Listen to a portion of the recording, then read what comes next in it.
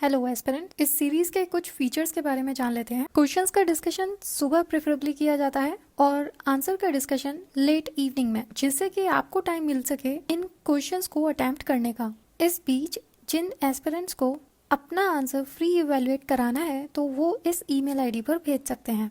Email ID है contact.crispcontent@gmail.com। As of now it's completely free. इसके अलावा इन डेली क्वेश्चंस को फर्दर क्लासिफाई किया है subject wise and topic wise, जिसकी प्लेलिस्ट भी आपको चैनल पर मिल जाएगी। इसका फायदा यह होगा, एस्पिरेंट्स का स्टैटिक पोर्शन अभी कंप्लीट नहीं है या फिर उनका कोई पर्टिकुलर टॉपिक ही कंप्लीट है, फॉर एग्जांपल GS1 का आर्ट एंड कल्चर, तो ऐसे एस्पिरेंट डायरेक्ट चैनल पर जाकर GS1 की प्लेलिस्ट खोल सकते हैं और उसमें दिए गए सारे आर्ट एंड कल्चर के क्वेश्चन एंड आंसर के डिस्कशन को देख सकते हैं और साथ में प्रैक्टिस कर सकते हैं। यह उनके लिए भी हेल्पफुल होगा जिन्हें 1 या 2 क्वेश्चन ही प्रैक्टिस करने हैं डेली। बाकी करंट अफेयर बेस्ड क्वेश्चंस तो आप डेली प्रैक्टिस कर ही सकते हैं, क्योंकि उनके लिए mostly current affair based knowledge ही चाहिए होती है। इस तरह आप अपनी art of answer writing skills को बढ़ाने के साथ साथ उन टॉपिक्स को भी लर्न और रिवाइज कर पाते हैं जो आने वाले अपकमिंग एग्जाम के लिए मोस्ट इम्पॉर्टेंट होते हैं। यह इम्पॉर्टेंट इंस्ट्रक्शंस उन एस्पिरेंट्स के लिए जिन्हें अपनी कॉपीज फ्री इवैल्यूएशन के लिए सेंड करनी है। प्लीज़ सबसे पहली बात, एक फाइल में एक ही आंसर को भेजें, वरना जितने आंसर्स होंगे उस पर्टिकुलर फाइल को रिवर्ट बैक करने में उतना ही टाइम लगेगा। अपनी फाइल का फॉर्मेट PDF ही रखें, जिससे कि एनोटेशन मतलब रिमार्क्स लिखने में आसानी हो, और अपने क्वेश्चन और आंसर के अलावा कुछ भी ना लिखें, ना ईमेल आईडी, ना नाम, ना सब्जेक्ट, क्योंकि जितनी क्लियर कॉपी होगी उतना ज़्यादा स्पेस मिलेगा रिमार्क्स लिखने के लिए। नॉर्मल सर्कमस्टांसेस में आपको आपकी कॉपी इवेलुएट होकर 2 से 3 दिन में मिल सकती है, पर कभी कभी कॉपीज़ का फ्लो बहुत ज़्यादा होता है, इसलिए 5 से 7 दिन का भी समय लग सकता है।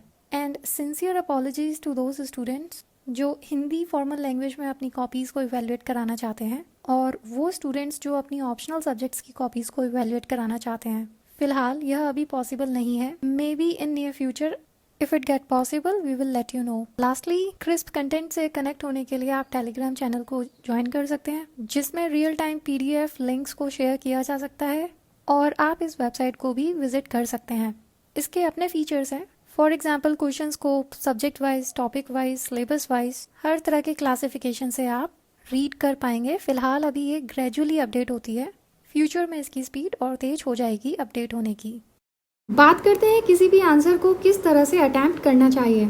वैसे तो हर किसी का अपना अपना तरीका होता है आंसर को अप्रोच करने का, लेकिन हम यहाँ पर एक बेसिक अप्रोच को यूज़ करेंगे जो ऑलमोस्ट सभी के लिए सुइटेबल हो और सबसे ज़्यादा इफेक्टिव हो।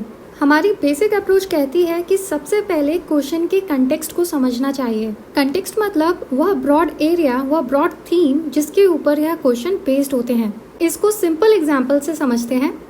मान लीजिए मैंने आपसे कहा कि एक्सप्लेन काउ, तो आप जिस एरिया में सोचेंगे वह काउ होगा, आप किसी और जानवर के बारे में नहीं सोचेंगे, राइट। यहाँ तक तो हमें पता चल गया कि हमें किसी दूसरे जानवर के बारे में नहीं सोचना है, लेकिन काउ के बारे में भी क्या सोचना है, अभी भी कंटेक्स्ट पूरा क्लियर नहीं है। इसलिए क्वेश्चन के पूरे कंटेक्स्ट को समझने के लिए हम उसके कीवर्ड को भी देखते हैं। क्वेश्चन के कंटेक्स्ट को पूरी तरह से समझने के लिए हम उसके डायरेक्टिव वर्ड को भी देखते हैं।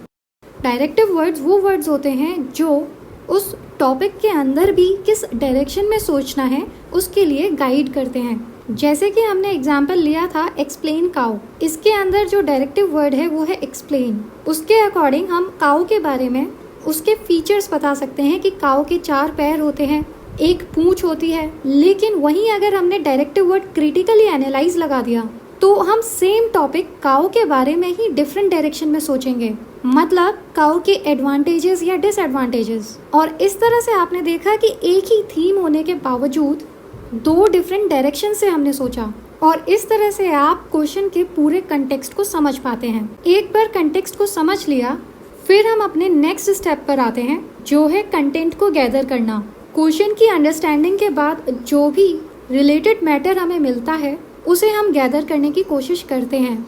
कोई भी रिलेटेड एग्जाम्पल, डेफिनेशन, स्टैट्स या फिगर्स, उन्हें हम या तो अपने दिमाग में रखने की कोशिश करेंगे या फिर उनके रफ पॉइंट्स बनाकर रफ पेज पे लिख देंगे। क्योंकि एक बार कंटेक्स्ट समझने के बाद हमारा दिमाग सभी डायरेक्शन से उससे रिलेटेड कंटेंट को गैदर करने की कोशिश करता है, और ये इन्फॉर्मेशन रॉ होती है, अनफिल्टर्ड होती है, और ऐसा भी हो सकता है कि वो टोटली रिलेटेड हमारे क्वेश्चन की डिमांड से ना भी हो।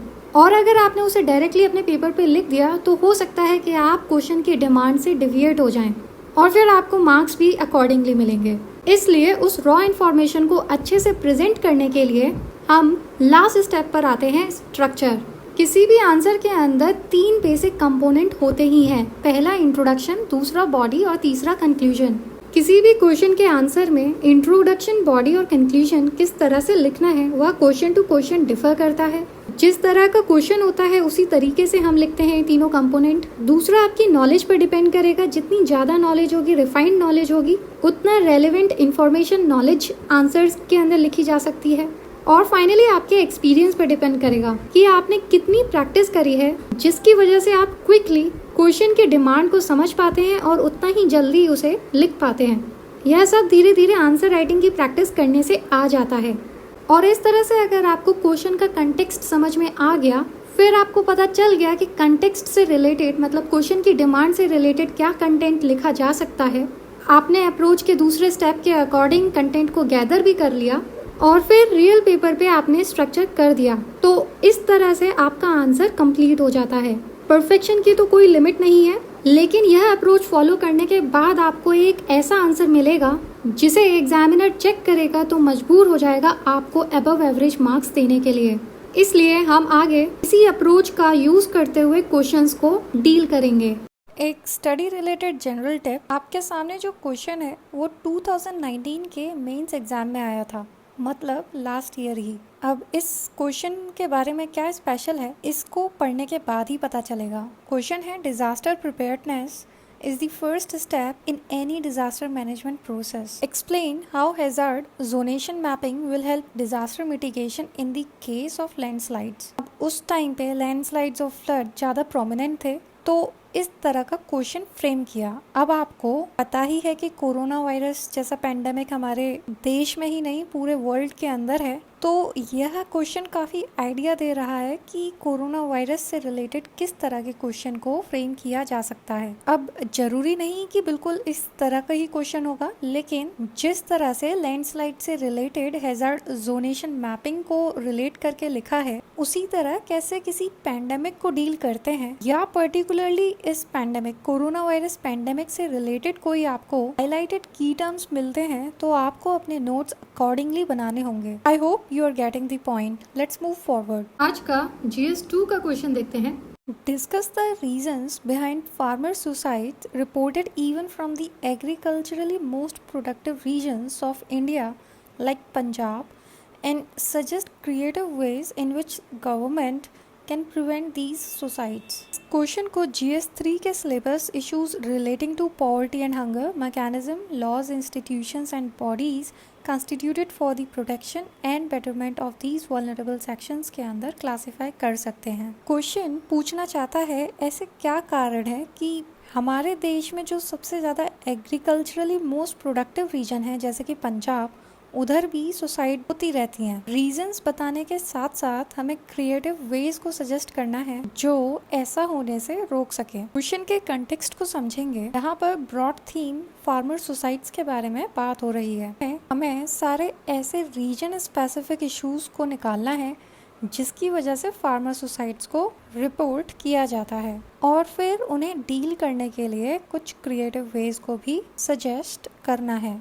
क्वेश्चन का कंटेक्स्ट फेयरली सिंपल था, लेकिन अब कंटेंट के बारे में बात करते हैं जिसके अंदर थोड़ा हमें एनालिटिकल होकर सोचना पड़ेगा। देखिए, रीजन सारे सिमिलर ही होंगे। अभी तक आपने ब्रॉड थीम के अंदर जब भी न्यूज़पेपर पढ़ते होंगे कि फार्मर सुसाइड्स हो गई हैं, या फिर इंडिया के अंदर ओवरऑल आप पढ़ते होंगे, तो मोर और लेस वही आएगा, लेकिन हम थोड़ा आर्टिकुलेट कर सकते हैं। वरना रियल एग्जाम के अंदर इस तरह की इंफॉर्मेशन को गैदर करना हर बार पॉसिबल नहीं होता। वो तभी पॉसिबल है जब आपने एक्सटेंसिव रीडिंग की हो, और ये हर टॉपिक के लिए करना पॉसिबल नहीं होता है। आपका लक होगा अगर आपने इससे रिलेटेड कोई एडिटोरियल पढ़ा होगा तो ईजीली आपको कंटेंट मिल जाएगा, पर अगर नहीं पढ़ा है तो उस केस में भी आप क्वेश्चन को आर्टिकुलेट करके इसका कंटेंट बना सकते हैं। इट मीन्स कि आप किसी भी केस में इस क्वेश्चन को अटेम्प्ट कर सकते हैं और क्वेश्चन को छोड़ने की ज़रूरत नहीं पड़ेगी। एक बार कंटेंट के बारे में सोचकर रफ पॉइंट्स बनाकर उसको स्ट्रक्चर कैसे करना है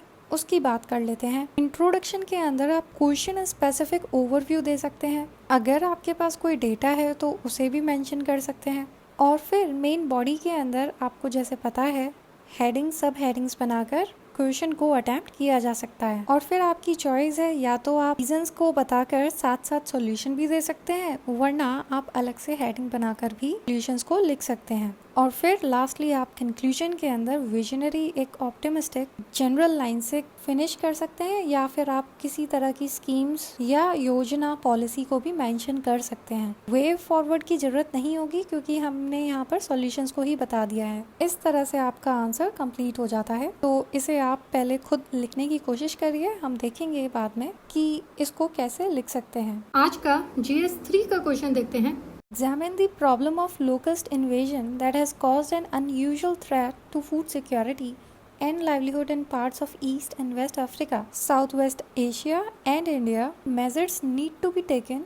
Discuss in 250 words. इस क्वेश्चन को आप GS 3 के सिलेबस के अंदर क्लासीफाई कर सकते हैं। इसके अंदर भी जो सब टॉपिक है आपका issues of buffer stocks and food security, उसके अंदर आप क्लासीफाई कर सकते हैं।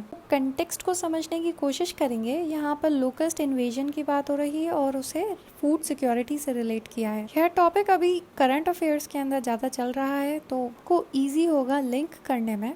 क्वेश्चन को पार्ट्स में डिवाइड करते हैं। सबसे पहला कि लोकस्ट इन्वेजन से इंडिया के अंदर किस तरह की प्रॉब्लम आ रही है रिलेटेड टू फूड सिक्योरिटी और उन्हें किस तरह से डील किया जा सकता है, उसके लिए जो भी मेजर्स हमें पता है उन्हें मेंशन करना है। डिस्कस इसका कीवर्ड है। डिस्कस का मतलब हो जाता है जितने भी व्यू पॉइंट से हम टॉपिक को डील कर सकते हैं उन व्यू पॉइंट्स को मेंशन करके आंसर को सपोर्ट करेंगे। यहाँ तक आई होप आपको कंटेक्स्ट क्लियर हो गया होगा। लेट्स सी इसका कंटेंट कहाँ से गैदर किया जा सकता है। आप वेबसाइट सर्च कर सकते हैं और वाइडली ये न्यूज़पेपर्स के अंदर कवर किया गया है तो आपके करंट अफेयर के नोट्स के अंदर डेफिनेटली होगा। तो इस तरह से आपका कंटेंट इजीली मिल जाएगा। अब कंटेक्स्ट को इतना पार्ट्स के अंदर डिवाइड किया है तो स्ट्रक्चर करने में परेशानी नहीं आएगी। इंट्रोडक्शन के अंदर आप लोकस्ट के बारे में ब्रीफली बता सकते हैं और ओवरव्यू दे सकते हैं इंडिया के ऊपर क्या इम्पैक्ट है, या डेटा वगैरह लगाकर ग्रेविटी बता सकते हैं सिचुएशन की कि इतने परसेंटेज फूड सिक्योरिटी पर खतरा है या फिर इतना टन फूड खराब हो सकता है, एक ओवरऑल आइडिया। फिर बॉडी के अंदर तो आप मेन डिमांड्स को लिखेंगे ही, जैसे कि जो भी प्रॉब्लम्स हैं उन्हें, और फिर बाद में दूसरी सब हेडिंग बनाकर मेजर्स लिख सकते हैं लोकस्ट प्रॉब्लम को कंट्रोल करने के लिए। एट लास्ट कंक्लूजन के अंदर एक जनरल ओवरव्यू दे सकते हैं कि डेवलपिंग कंट्रीज़ के लिए यह कितना खतरे वाली बात है और विजनरी बनाकर कि हमें इसके लिए साथ में काम करना चाहिए। उसमें थोड़ा प्रैग्मेटिक बातें भी, मतलब प्रैक्टिकल बातें भी। इस तरह से यह आंसर आपका कंप्लीट हो जाता है। आप इसे करने की कोशिश करिए। करंट अफेयर का टॉपिक है, करने में आसानी रहेगी और रिवीजन भी हो जाएगा। फाइनली बात करते हैं कि ऐसा कौन सा एक्स फैक्टर होता है ऐसे कैंडिडेट के बीच जिसकी नॉलेज टॉपर की नॉलेज के इक्वली होती है पर फिर भी उसे टॉपर से कम मार्क्स मिलते हैं। ऑलमोस्ट किसी भी टॉपर की कॉपी अगर आप उठाएंगे तो उसके अंदर कुछ चीज़ें कॉमन दिखाई पड़ेंगी। पहला, जितना भी पॉसिबल हो उतना ये पॉइंट में बनाकर आंसर देते हैं। कीवर्ड्स के नीचे अंडरलाइन करते हैं जिससे कि एग्जामिनर की अटेंशन डायरेक्टली उन कीवर्ड्स पे जाए। तीसरा, आंसर के अंदर विजिबिलिटी बनी रहे उसके लिए शॉर्ट पैराग्राफ्स बनाते हैं 5 to 6 लाइंस के। Depends on individual handwriting. जितना पॉसिबल हो वहाँ पे फ्लो चार्ट्स, डायग्राम, मैप लगाने की कोशिश करते हैं और इस तरह से एक एक्स फैक्टर आंसर के अंदर आ जाता है और उनकी कॉपी दूसरों की कॉपी से अलग दिखाई पड़ती है। आप भी इन बातों का ध्यान रखिए। डेली आंसर राइटिंग करते रहिए जिससे कि ये सारी चीज़ें आपकी आदत में आ जाए। इतना ही इस वीडियो में। Keep writing. All the best. See you in the next video.